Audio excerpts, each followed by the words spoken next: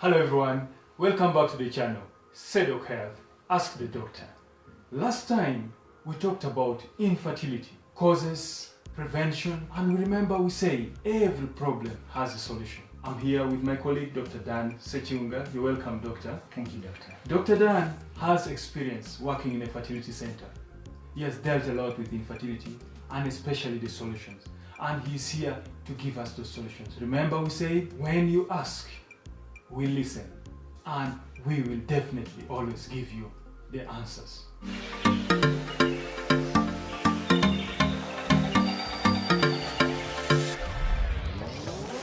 Thank you so much and welcome back. So, doctor, how can we treat infertility? Like we had earlier defined infertility, infertility refers to the inability of the couple to have a child after having regular unprotected sexual intercourse for a period more than 1 year.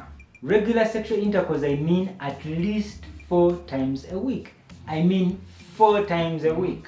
If you're having anything less than that, you do not qualify to be infertile. So guys out there, 4 times a week.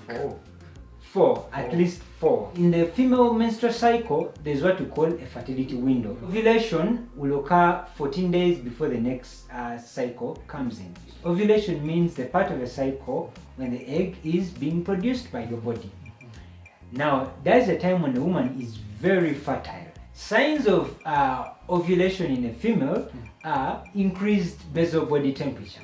You can monitor this by buying your own body thermometer, so you keep taking your body temperatures. Increased sexual drive, ladies. When you feel like you have an increased sexual drive, yes, you're about to ovulate. The other ways you can know that you're ovulating is an increased production of that mucus discharge. We said the cervical normal mucus discharge is sticky and it's like egg white. So when it increases in amounts, you know you are about to ovulate. So you always try to target the days around your ovulation by monitoring your signs, also by monitoring your days. Of late, there are also what we call ovulation kits that someone can use to monitor their ovulation. So you can buy an ovulation kit and try to have sex when you are ovulating. Now let's go into the gist of the matter. Assisted reproductive technologies, known as ARTs. These are modalities that we can use to make sure that an infertile couple can eventually have a baby. I'll start with what we call stimulation drugs. These drugs will make a female's body produce more eggs at a particular time. And this will increase the probability of having fertilization. If fertilization therefore occurs, that means they will conceive the baby. Other treatment forms include intrauterine insemination. I'm sure all of you have heard about what we call artificial insemination. This is usually seen in cows. The same can be done in a human being. So sperm can be obtained from a male, and this can be introduced directly into the female's uterus. Remember we talked about women who tend to have what we call cervical sperm antibodies. Remember that? If you didn't watch our video, kindly go back to the first part of this video. That sperm can be introduced into the female uterus and therefore increase the chances of fertilization.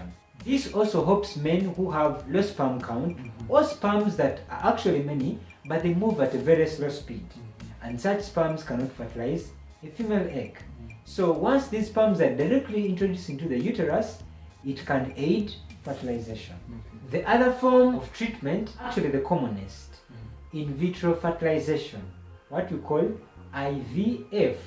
In vitro means outside the body. So in vitro fertilization means fertilization that is occurring outside the human body. Other people also call it test tube baby. To break the myth does not necessarily mean the baby grows from the test tube. The baby only grows in the female uterus. As we saw that fertilization occurs in the female fallopian tubes. There's no other place anywhere else where the fertilization can occur. Scientists found out there's a tube with an environment that tries to mimic the environment that occurs in the human body. Now that's called the test tube. Within the test tube, fertilization will occur. The fertilized egg, which is now an embryo, will be picked from there and be transferred back into the woman. And that is IVF. And then there's what we call surrogacy. Surrogacy basically refers to renting a uterus. So the couple which is unable to have a child, maybe because the woman's uterus is unable to bear a child, is unable to hold a child, all right? Or maybe the woman does not have a uterus, but she has her ovaries. These eggs can be obtained. The sperm of the husband can also be obtained. We do fertilization outside the body of the female in the test tube.